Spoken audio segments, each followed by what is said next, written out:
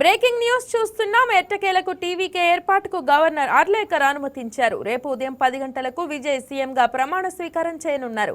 Governor ను కలిసిన TVK అధినేత విజయ్ తనకు సపోర్ట్ చేస్తున్న 120 మంది ఎమ్మెల్యేల మద్దతు లేఖను గవర్నర్ కు అందజేశారు. షెడ్యూల్ మేరకు ఇవాళ రాత్రి గవర్నర్ కేరళం వెళ్లేందుకు రెడీ అయ్యారు. దీంతో విజయ్ కు తొలుత అపాయింట్మెంట్ ఇవ్వలేదు. దీంతో లోక్ భవన్ వరకు వచ్చిన విజయ్ తిరిగి వెళ్లిపోయారు. అనంతరం లోక్ భవన్ నుంచి పిలుపు రావడంతో విజయ్ సాయంత్రం 6:30 గంటలకు గవర్నర్ రాజేంద్ర అర్లేకర్ తో భేటీ అయ్యారు. తనకు 120 మంది ఎమ్మెల్యేల మద్దతు తెలిపినందున ప్రభుత్వ ఏర్పాటుకు ఆహ్వానించాలని కోరారు. రేపు మధ్యాహ్నం 3 గంటలకు సీఎంగా విజయ్ ప్రమాణ స్వీకారం చేయనున్నారు. చెన్నైలోని జవహర్లాల్ నెహ్రూ స్టేడియం ప్రమాణ స్వీకార కార్యక్రమం జరగనుంది. 120 మంది ఎమ్మెల్యేల మద్దతు లభించడంతో టీవీకే శ్రేణులు సంబరాలు చేసుకుంటున్నాయి. ఇక టీవీకే ప్రధాన కార్యాలయంలో బాణసంచా కాల్చి స్వీట్లు పంచుకున్నారు.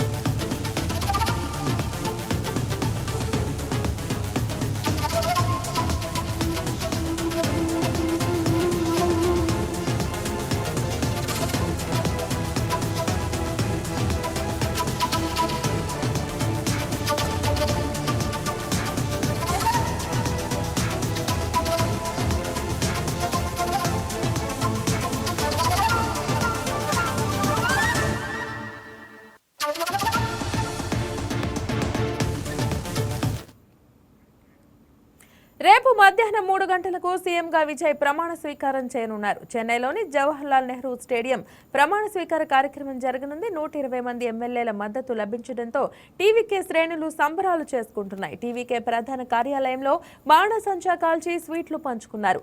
టీవీకే పార్టీకి ఇండియన్ యూనియన్ ముస్లిం లీగ్ మద్దతు ప్రకటించడంతో విజయ్ కూటమి బలం 120కి చేరింది. నిన్న ఉదయం మద్దతు ప్రకటించి సాయంత్రానికి మాట మార్చి గందరగోళం సృష్టించిన ఐయుఎంఎల్ ఇవాళ సాయంత్రానికి టీవీకే పార్టీకి మద్దతిస్తున్నట్లు గవర్నర్ కు లేఖ అందించింది. ఐయుఎంఎల్ శాసనసభ పక్ష నేత ఎస్ఎస్వి సయ్యద్ ఫరూక్ బాషా, ఉపనేత ఏఎం షాజహాన్, గవర్నర్ రాజేంద్ర విశ్వనాథ్ అర్లేకర్ ను కలిసి తమ మద్దతు లేఖను అందజేశారు. ఐయుఎంఎల్ తో పాటు విదుతలై చిరుతైగల్ కచ్చి, వీసీకే, కాంగ్రెస్, సిపిఐ, సిపిఎం పార్టీలు కూడా ఇప్పటికే విజయ్ కు మద్దతు ప్రకటించాయి. మొత్తం 234 స్థానాలున్న తమిళనాడు అసెంబ్లీలో ప్రభుత్వ ఏర్పాటుకు 118 మంది ఎమ్మెల్యేల మద్దతు అవసరం. తాజా పరిణామాలతో టీవీకే కూటమి బలం 120కి చేరింది. ఇందులో టీవీకేకు 107 మంది, కాంగ్రెస్కు 5, సిపిఐ, సిపిఎం, వీసీకే, ఐయుఎంఎల్లకు తలా 2 చొప్పున ఎమ్మెల్యేలు ఉన్నారు. ఏప్రిల్ 23న జరిగిన ఎన్నికల్లో టీవీకే 108 స్థానాలు గెలుచుకోగా విజయ్ ఒక స్థానాన్ని వదులుకోవడంతో ఆ పార్టీ బలం 107కి తగ్గింది. திராவிட முன்னேற்ற கழகத்தின் தலைமையிலான மதசார்பற்ற முற்போக்கு கூட்டணியில் விடுதலை சிறுத்தைகள் கட்சி இடம்பெற்று 8 தொகுதிகளில் போட்டியிட்டது. 2 தொகுதிகளில் வெற்றி பெற்றோம். அதேபோல இடதுசாரி கட்சிகளும் தலா 2 இடங்களில் வெற்றி பெற்றன. இந்த நிலையில் இடதுசாரி கட்சிகளின் தலைவர்களும் விடுதலை சிறுத்தைகளும் முன்கூட்டியே கலந்து பேசினோம். மக்கள் நல கூட்டணி உருவான காலத்திலிருந்து கொள்கை அடிப்படையில் ஒருங்கிணைந்து செயல்பட்டு வருகிறோம். மக்கள் பிரச்சனைகளின் அடிப்படையில் ஒருங்கிணைந்து களமாடி இருக்கிறோம். ஆகவே இந்த அரசியல் நெருக்கடி உருவாகியிருக்கிற சூழலில் இடதுசாரி கட்சிகளும் விடுதலை சிறுத்தைகளும் தொலைநோக்கு பார்வையோடு எதிர்கால அரசியலையும் கருத்தில் கொண்டு இணைந்தே முடிவெடுப்போம் என்று நாங்கள் கலந்து பேசி அதன் அடிப்படையில் அறிவிப்பு செய்திருந்தோம். இடதுசாரி கட்சிகள்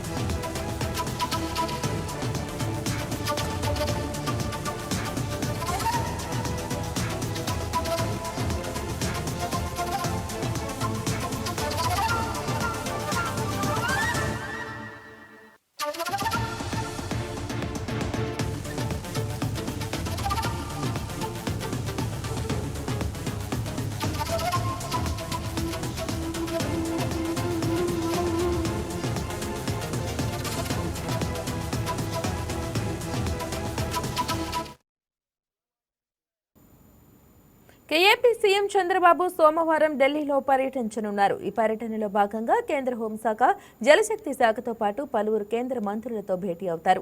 ముఖ్యంగా జలశక్తి శాఖ మంత్రి సిఆర్ పాటిల్ను కలిసి రాష్ట్రానికి సంబంధించిన కీలక జలవనరుల అంశాలపై చర్చించనున్నారు. పోలవరం వంటి కీలక ప్రాజెక్టులకు నిధుల సమీకరణ, అనుమతుల వేగవంతం కోసం ఈ పర్యటన ఎంతో ప్రాధాన్యత సంతరించుకుంది. ఈ పర్యటనలో సీఎం వెంట నీటిపారుదల శాఖ మంత్రి నిమ్మల రామానాయుడు, ప్రభుత్వ ప్రధాన కార్యదర్శి నీరబ్ కుమార్ ప్రసాద్ తో పాటు పలువురు ఉన్నత అధికారులు ఢిల్లీ వెళ్లనున్నారు. ఇక కేంద్ర మంత్రులతో సమావేశాల అనంతరం కాన్ఫెడరేషన్ ఆఫ్ ఇండియన్ ఇండస్ట్రీ నిర్వహించే వార్షిక సదస్సులో పాల్గొననున్నారు. ఇక రాష్ట్రంలో పారిశ్రామిక అభివృద్ధి, పెట్టుబడుల ఆకర్షణే లక్ష్యంగా ఈ సదస్సులో ఆయన పాల్గొనే అవకాశం ఉంది.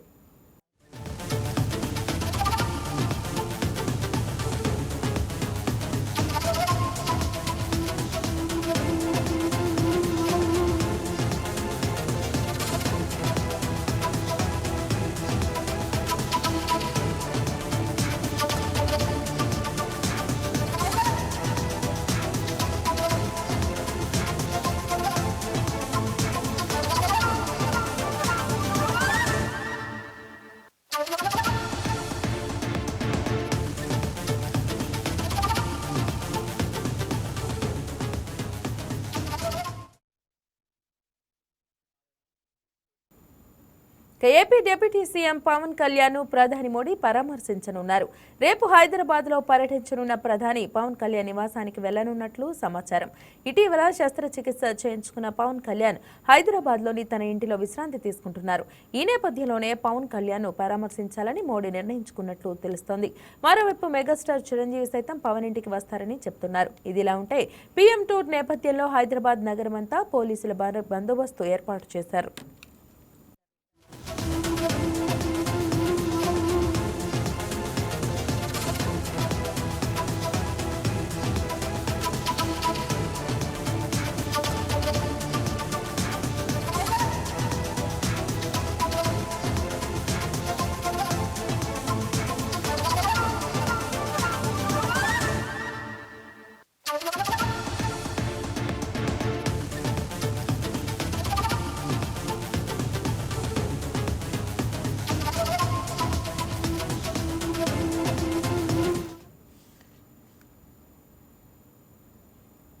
విశాఖపట్నం సమగ్ర అభివృద్ధిపై రాష్ట్ర పురపాలక శాఖ మంత్రి నారాయణ కీలక సమీక్ష సమావేశం నిర్వహించారు. వీఎంఆర్డీఏ మాస్టర్ ప్లాన్ పై ప్రజాప్రతినిధులు, అధికారులతో చర్చించారు. ఈ సమీక్షలో మంత్రి కొండపల్లి శ్రీనివాస్, ఎంపీలు శ్రీ భరత్, కలిశెట్టి అప్పలనాయుడు, ఎమ్మెల్యేలు, అధికారులు పాల్గొన్నారు. రాబోయే 50 ఏళ్ల అవసరాలకు అనుగుణంగా నగరాన్ని తీర్చిదిద్దేందుకు ప్రణాళికలు సిద్ధం చేస్తున్నట్లు వెల్లడించారు. 2021లో రూపొందించిన మాస్టర్ ప్లాన్ పై వచ్చిన వేల సంఖ్యలోని అభ్యంతరాలను ప్రభుత్వం పరిగణలోకి తీసుకుందని మంత్రి తెలిపారు. మొత్తం 6,836 చదరపు కిలోమీటర్ల పరిధిలో ఉన్న పీఎంఆర్డీఏ మాస్టర్ ప్లాన్ పై సుమారు 3,720 అభ్యంతరాలు రాగా ఎమ్మెల్యేలు తీసుకువచ్చిన వినతుల్లో 90% పరిష్కరించినట్లు ఆయన స్పష్టం చేశారు. విశాఖ భవిష్యత్తు అవసరాల దృష్ట్యా రాంబెల్లి నుంచి భోగాపురం వరకు 102 కిలోమీటర్ల మేర సెమీ రింగ్ రోడ్డు నిర్మించనున్నట్లు మంత్రి ప్రకటించారు.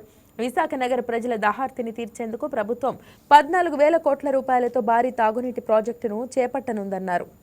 గంటా శ్రీనివాస్ గారు, వెలగపూడి రామకృష్ణ గారు ఇద్దరు లేరు. వాళ్ళు కూడా యాక్చువల్గా రిటర్న్గా పంపించారు మాకు ఇవి కావాలని. అయితే వారు రేపు వస్తున్నారు. రేపు యాక్చువల్గా సిఆర్డీ కమిషన్ కూర్చొని డిస్కస్ చేయమని నేను కూడా వీడియో కాన్ఫరెన్స్లో జాయిన్ అవుతాను. మిగతా శాసనసభ్యులందరూ ఎవరైతే ఈరోజు ఇన్వాల్వ్ అయ్యారో వాళ్ళందరూ కూడా ఆల్మోస్ట్ క్లియర్ చేసాం. 99% యాక్చువల్గా ప్రజల దగ్గర నుంచి వినతలు వాటిలన్నీ డిస్కస్ చేసి మాస్టర్ ప్లాన్ దెబ్బతినకుండా ఫ్యూచర్లో రోడ్లు కంజెషన్ కాకుండా ఎక్కడైతే మిక్స్ యూజ్ రావాలో, ఎక్కడైతే రెసిడెన్షియల్ రావాలో, ఎక్కడైతే కమర్షియల్ రావాలో, ఎక్కడైతే ఇండస్ట్రీస్ రావాలో వాటన్నిటిని దృష్టిలో పెట్టుకుని యాక్చువల్గా ఆల్మోస్ట్ అన్నీ క్లియర్ అయిపోయినాయి. ఆ ఇద్దరు శాసనసభ్యులతో కూడా రేపు మాట్లాడి వెంటనే దీన్ని మాస్టర్ ప్లాన్ ఫైనల్గా అనౌన్స్ చేయడం జరుగుతుంది. ఇది 2021లో చేశారు.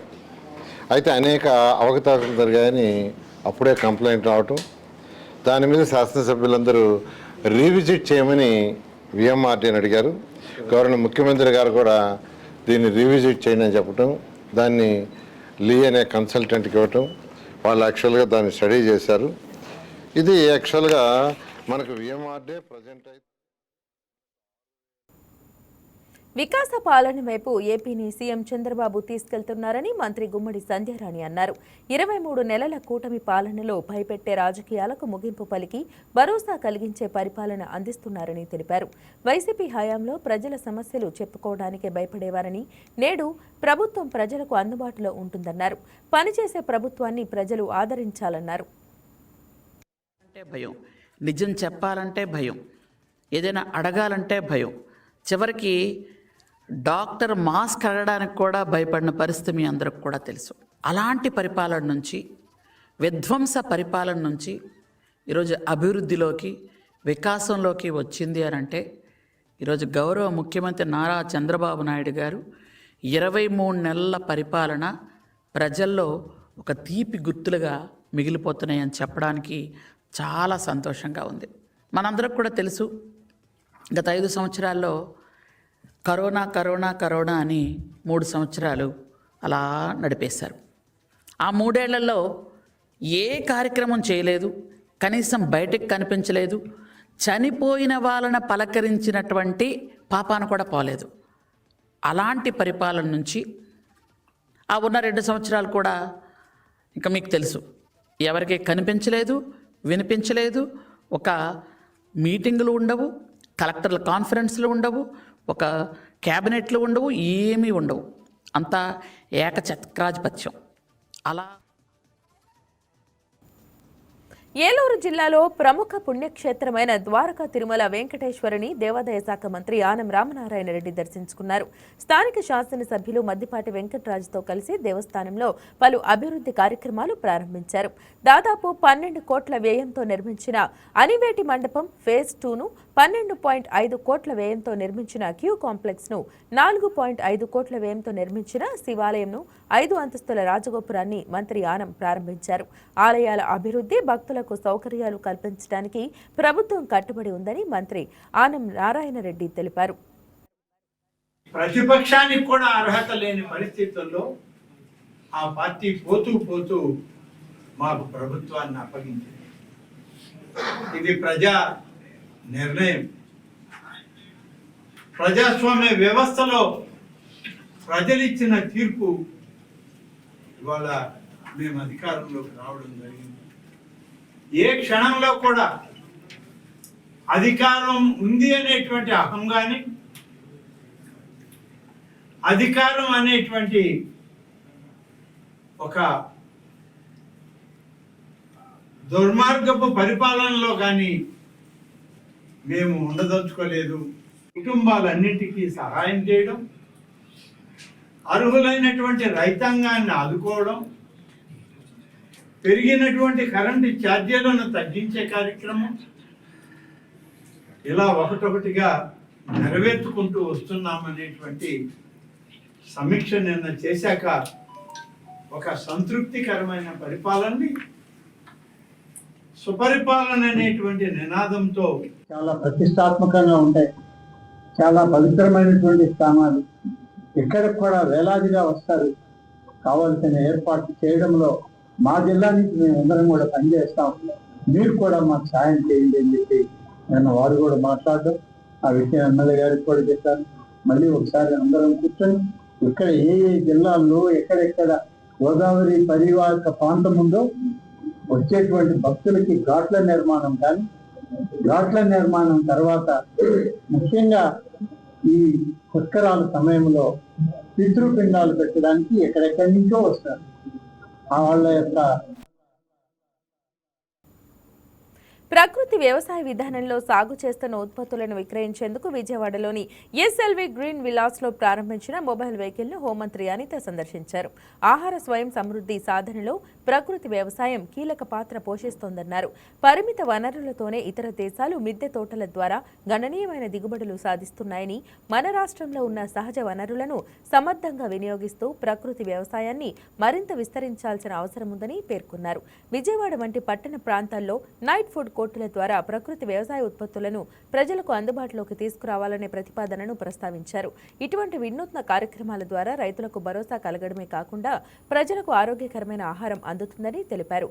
ప్రకృతి వ్యవసాయాన్ని ప్రోత్సహించేందుకు ప్రభుత్వం తీసుకుంటున్న చర్యలను ప్రస్తావించిన మంత్రి ప్రతి ఒక్కరూ సహజ సాగు వైపు అడుగులు వేయాల్సిన అవసరం ఉందన్నారు. వ్యవసాయ రంగంలో వస్తున్న ఇటువంటి సానుకూల మార్పులు రాష్ట్ర ప్రగతికి ఎంతో దోహదపడతాయన్నారు. మేరకు ఈరోజు ముందుకు రావడం జరిగింది. ఈరోజు చాలామంది రైతులు ఇంతకుముందు మనం టార్గెట్ తక్కువ ఉన్న ఇప్పుడు టార్గెట్ చాలా ఎక్కువ పెట్టుకుని దగ్గర 11 లక్షల హెక్టార్లలోని రైతులందరినీ కూడా మోటివేట్ చేసి వాళ్ళందరినీ కూడా కూరగాయలు పండించడం అని కానీ, వాళ్ళు వరి పండించడం అని కానీ, ఇవన్నీ కూడా నేచురల్ ఫార్మింగ్లోకి తీసుకొచ్చే పరిస్థితి కూడా కనిపిస్తూ ఉంది. ఒక మంచి పరిణామం కింద భావించాలి. దీనికి ప్రత్యేకంగా కేంద్ర ప్రభుత్వ సహాయ సహకారాలు కూడా పూర్తిగా ఉండటం అన్నది ఇంకొక మనకి ఏడాది.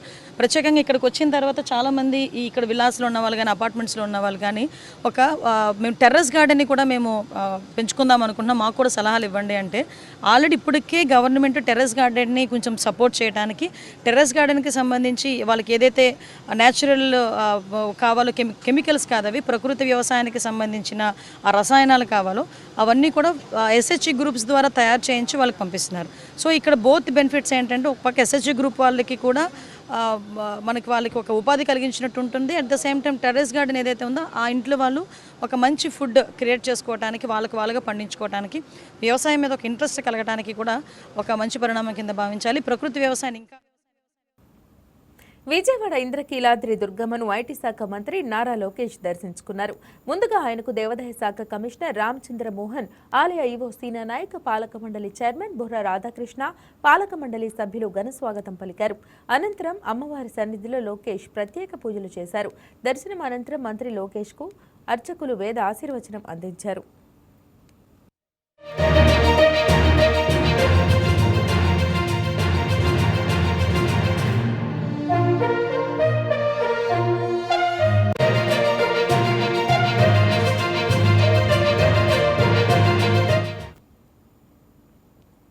కూటమి ప్రభుత్వం వచ్చాక ప్రాచీన నగరమైన మచిలీపట్నం పూర్వ వైభవాన్ని సంతరించుకుంటుందని కొల్లు ఫౌండేషన్ అధినేత్రి మంత్రి కొల్లు రవీంద్ర సతీమణి నీలిమా తెలిపారు. మచిలీపట్నం రామానాయుడుపేట సెంటర్లో డీవీఎంసీ సభ్యులు గుమ్మడి విద్యాసాగర్ కుమార్తె నూతనంగా ఏర్పాటు చేసిన గౌతమ్ కలెక్షన్స్ షాపును ఆమె ప్రారంభించారు. మచిలీపట్నంలో వ్యాపార రంగం రోజురోజుకు విస్తరిస్తుందని నీలిమా పేర్కొన్నారు. ఈ ప్రాంతంలో కలంకారీ, ఇమిటేషన్ జ్యువెలరీకి ఎంతో ప్రాధాన్యత ఉందన్నారు. కొత్తగా ప్రారంభించిన ఈ షాపును ప్రజలందరూ ఆదరించాలని కోరారు. అందరి సహకారంతో దినదిన ప్రవర్ధమానం కావాలని ఆమె ఆకాంక్షించారు. మంత్రి కొల్లు రవీంద్ర కూడా నిర్వాహకులకు శుభాకాంక్షలు తెలియజేశారు. కూటమి ప్రభుత్వం వచ్చిన కాడి నుంచి రాష్ట్రం అంతా అభివృద్ధి పథంలో వెళ్తుందండి. అలాగే ఈ రోజు మన మచిలీపట్నంలో Gautam Kalamkari collections and jewellery collections పెట్టారు. చాలా బాగున్నాయండి. అన్ని కూడా శారీస్ అన్ని బాగుంది, జ్యువెలరీ కలెక్షన్ కూడా చాలా బాగుంది. మన మచిలీపట్నంలో ప్రతి వాళ్ళు వచ్చి ఇది యూజ్ చేసుకోవాలని కోరుకుంటున్నాను. వ్యాపారం డెఫినెట్ గా అండి, కలంకారీ మనకి ఫస్ట్ నుంచి కలంకారీ బాగా డెవలప్ జరుగుతూ ఉంటది. అలాగే కలంకారీవి చాలా బాగున్నాయి కలెక్షన్స్ అవి కూడా. అలాగే వ్యాపారాలు అన్ని కూడా బాగున్నాయండి. అందరూ ఎవరి పని వాళ్ళు చక్కగా చేసుకుంటున్నారు. వ్యాపారాలు, ఉద్యోగాలు ఎవరికి ఏ ఇబ్బంది లేకుండా అన్ని రంగాల్లో బాగుంది. బాగా అండి. ముందు ఇసుక లేక గత ప్రభుత్వంలో ఎక్కడ ఏ అభివృద్ధి లేకుండా ఉంది. ఇవాళ ప్రతి వాళ్ళు కూడా రోజు కూలీ చేసుకునే వాళ్ళు హ్యాపీగా వచ్చి చెప్తున్నారు, అమ్మ సాయంత్రానికి మేము ఇంటికి కాస్త డబ్బులు తీసుకెళ్తున్నాము, ఇంట్లో పిల్లలకి కొద్దిగా ఏదైనా పెట్టుకుంటున్నాము అనేది బాగా వినిపిస్తుంది స్టేట్ వైడ్. ఇంకా రానున్న రోజుల్లో మరింతగా డెవలప్ అవుతుందండి. ఇప్పుడు పోర్ట్ అయిపోతుంది, తర్వాత బీచ్ దగ్గర కూడా చాలా రిసార్ట్స్ రాబోతున్నాయి. ఇవన్నీ డెవలప్మెంట్ అయితే కొన్ని వేలల్లో ఉద్యోగాలు, లక్షల్లో ఉద్యోగాలు వచ్చే ఛాన్సెస్ ఉన్నాయి. తూర్పుగోదావరి జిల్లా రాజమహేంద్రవరంలో నిర్మించిన నూతన 10 కోర్టు భవన సముదాయాలను హైకోర్టు ప్రధాన న్యాయమూర్తి జస్టిస్ లీసాగిల్ ప్రారంభించారు. ఈ కార్యక్రమంలో జిల్లా పరిపాలనా న్యాయమూర్తి భట్టు దేవానంద్తో పాటు హైకోర్టు న్యాయమూర్తులు R Raghunandan Rao, justice BVLN Chakravarthi, justice Sumathi Jagadam, justice Nyapathi Vijay పాల్గొన్నారు. ఈ సందర్భంగా నూతన కోర్టు హాళ్లు, ఆధునిక సదుపాయాలను న్యాయమూర్తులు పరిశీలించారు. జిల్లా ప్రధాన న్యాయమూర్తి సునీత గంధం స్వాగత ప్రసంగం చేసి భవన నిర్మాణ విశేషాలను వివరించారు. న్యాయ వ్యవస్థలో ఆధునిక మౌలిక వసతుల ప్రాముఖ్యత, ప్రజలకు త్వరితగతిన న్యాయం అందించడంలో కోర్టు సదుపాయాల అవసరంపై న్యాయమూర్తులు ప్రసంగించారు. కార్యక్రమంలో నూతన కోర్టు భవన నిర్మాణంపై ప్రత్యేక వీడియోను కూడా ప్రదర్శించారు.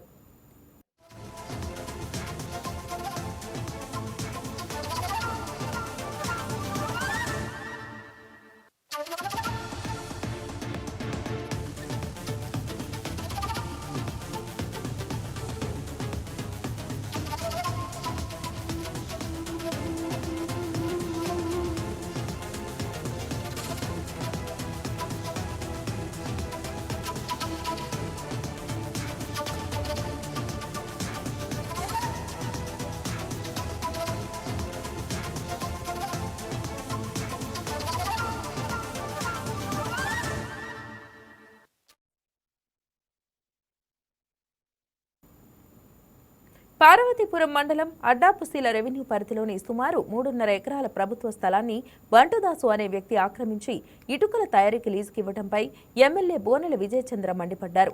అడ్డాపుసీల గ్రామ సమీపంలో బంటుదాసు ఆక్రమించిన ప్రభుత్వ భూమిని ఎమ్మెల్యే విజయచంద్ర పరిశీలించారు. అలాగే ఇటుకలు తయారు చేసే ప్రదేశంతో పాటు సమీప ప్రభుత్వ స్థలంలో ఏర్పాటు చేసిన దుకాణాలకు అనుమతులు ఎవరిచ్చారని ఎమ్మెల్యే ప్రశ్నించారు. ప్రభుత్వ స్థలాన్ని ప్రైవేటు వ్యక్తి ఆక్రమించి ఎలా లీజుకిస్తారని, దీనిపై జిల్లా రెవెన్యూ అధికారులు ఎందుకు మౌనం వహిస్తున్నారని ఆగ్రహం వ్యక్తం చేశారు. ఈ విషయాన్ని జిల్లా ఇన్ఛార్జ్ మంత్రి దృష్టికి తీసుకువెళ్లి బాధ్యులపై చర్యలు తీసుకుంటామని హెచ్చరించారు. ఈ బంటుదాస్ అనే వ్యక్తి ఖచ్చితంగా వైసీపీ వ్యక్తి, కాకపోతే సిపిఎం ముసిగేసుకోవడమే తప్ప గతంలో వాళ్ళు చేసిన పనులు, గతంలో వైసీపీతో ఉన్న అనుసంబంధం అందరికీ తెలిసిందే. లేకపోతే కలెక్టర్ కానీ, జేసీ గారు కానీ, సబ్ కలెక్టర్ కానీ బంటుదాసుకు చూసి భయపడ్డారా, లేదు గతంలో వైసీపీకి చూసి భయపడుతున్నారనే విషయాన్ని ప్రత్యక్షంగా మీడియా ముఖంగా ఈరోజు మాసం తెలియజేస్తుంది. దీనిపైన స్పందించకపోతే మాత్రం మేమే యాక్షన్ తీసుకోవడం జరుగుతుందని ఒక ప్రజాప్రతినిధిగా, ప్రజలచే ఎన్నుకోబడ్డ వ్యక్తిగా ప్రజలతోనే దీన్ని. అకాల వర్షం కారణంగా నష్టపోయిన రైతులను ప్రభుత్వం ఆదుకోవాలని ఎమ్మెల్యే తాటిపర్తి చంద్రశేఖర్ కోరారు. మార్కాపురం జిల్లా దోర్నాల మండలంలో పర్యటించిన ఎమ్మెల్యే చంద్రశేఖర్ బొమ్మలాపురంలో అరటి తోటలను పరిశీలించారు. వర్షంతో జరిగిన నష్టాన్ని రైతులను అడిగి తెలుసుకున్నారు. పంటలు పూర్తిగా నేలమట్టమైనా ఇప్పటి వరకు ఒక్క అధికారి కూడా క్షేత్రస్థాయిలో పర్యటించలేదన్నారు.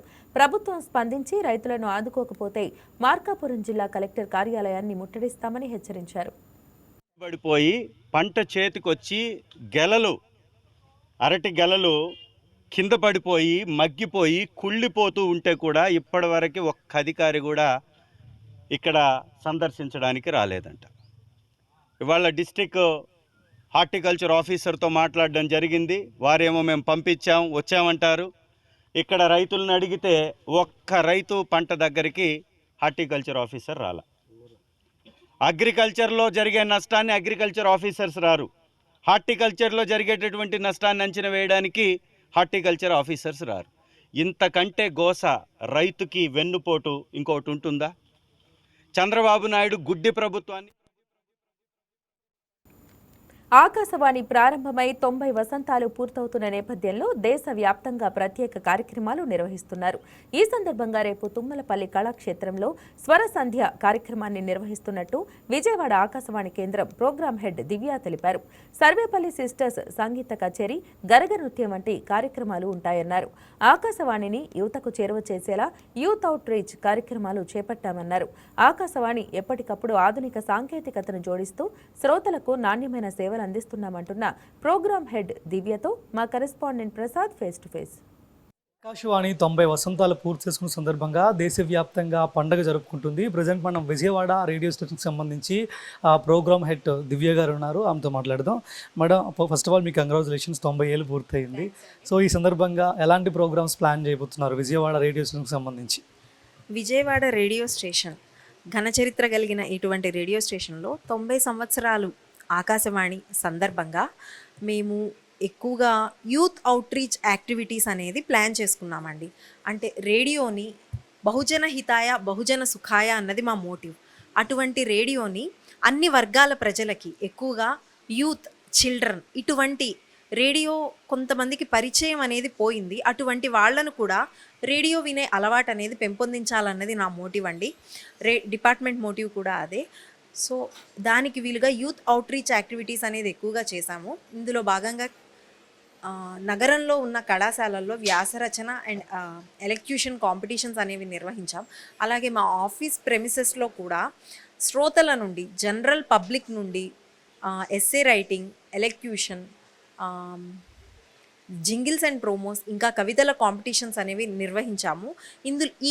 ఈ కార్యక్రమాల్లో విజేతలందరికీ కూడా మే 10న తుమ్మలపల్లి కళాక్షేత్రంలో సాయంత్రం 6 గంటలకి బహుమతి ప్రదానం అనేది జరుగుతుందండి.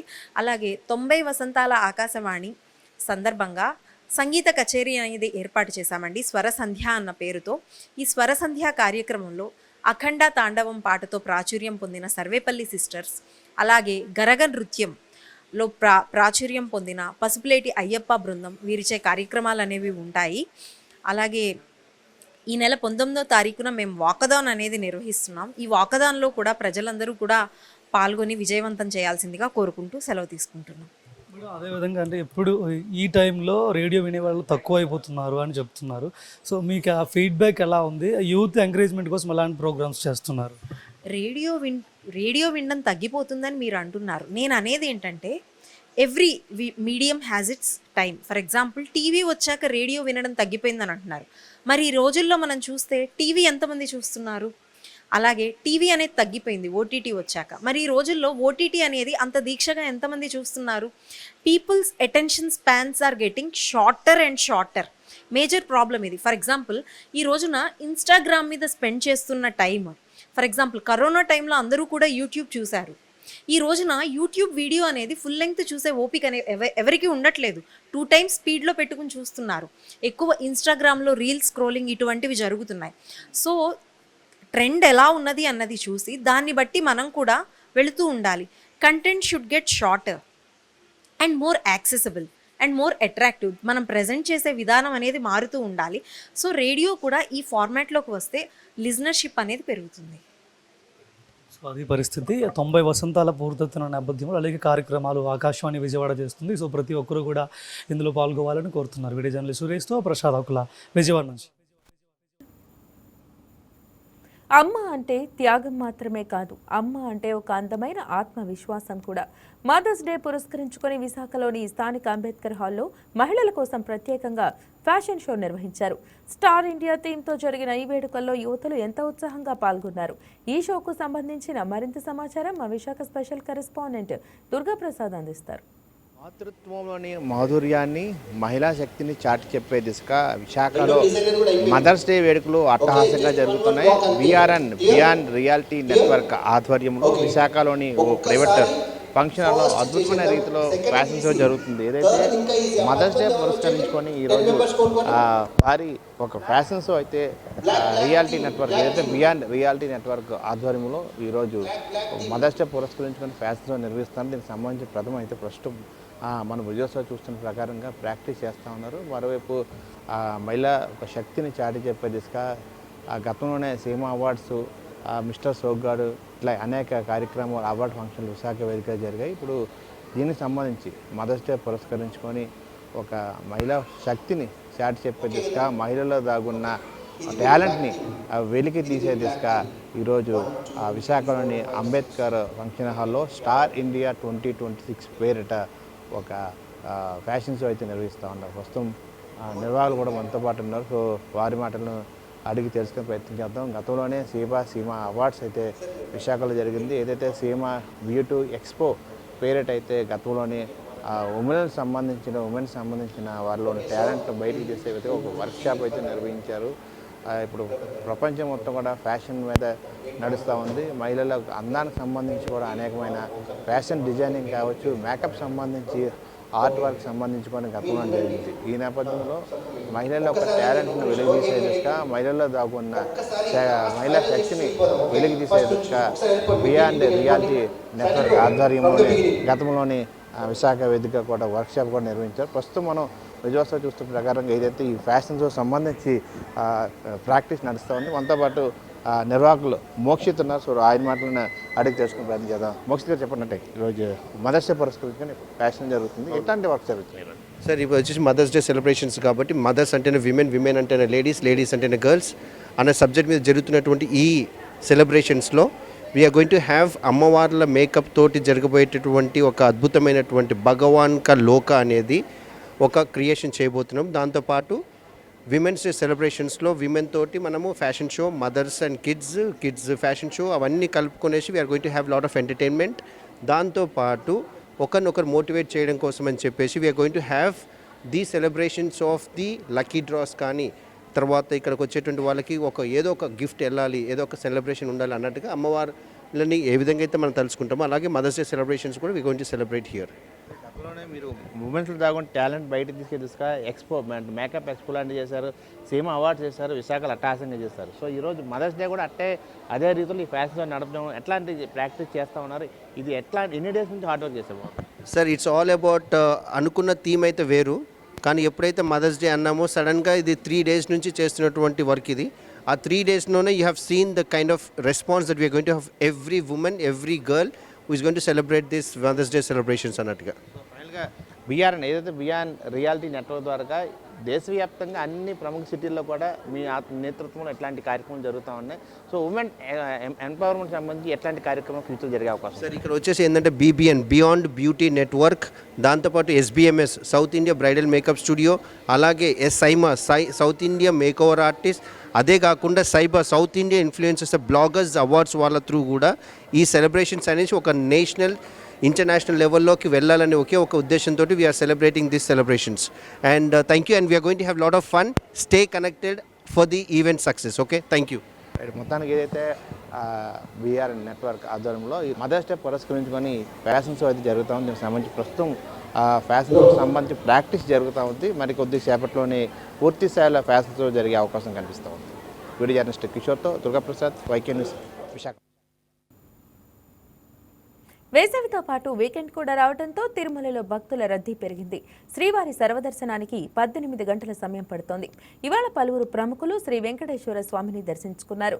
Chief election commissioner of India Gyanesh Kumar Srivani విరామ సమయంలో స్వామిని దర్శించుకున్నారు. అనంతరం వేద పండితులు ఆశీర్వచనం అందజేయగా టీటీడీ అధికారులు స్వామివారి ప్రసాదం అందజేశారు.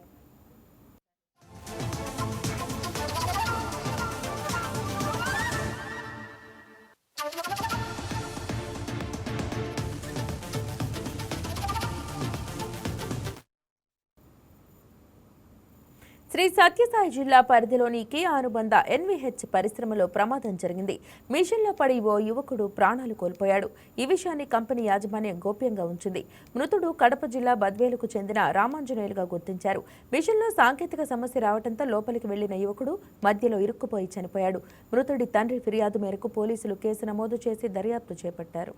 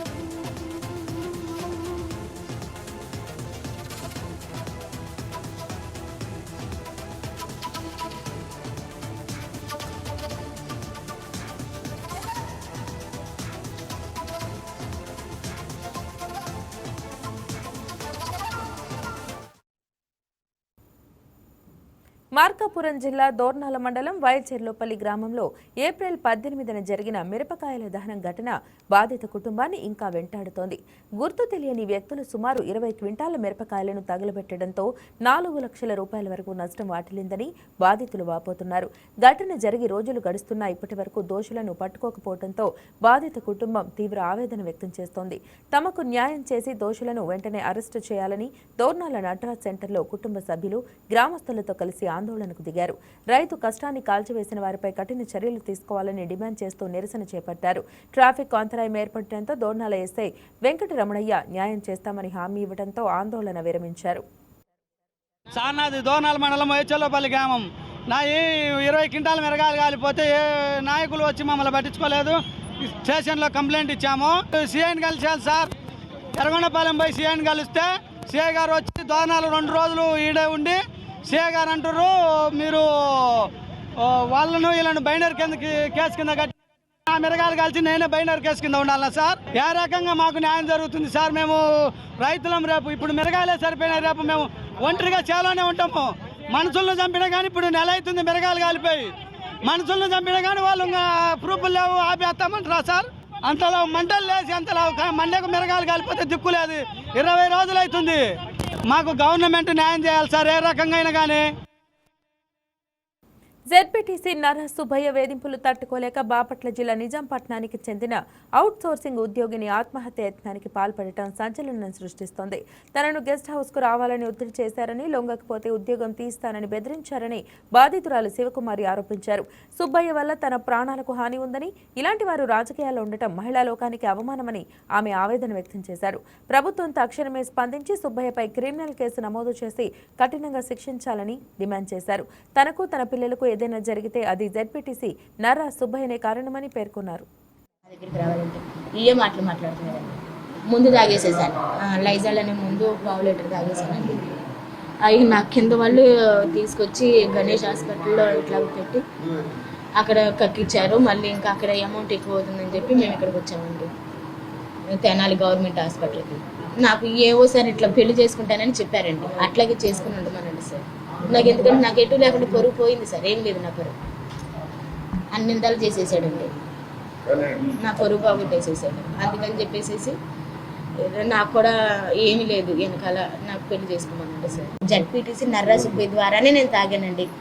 పద్దాక ఫోన్లు చేసి నువ్వు ఆయనతో విడిపో నా దగ్గరికి రా, ఆయనతో విడిపో నా దగ్గరికి రా, పద్దాక ఇదే మాట అండి.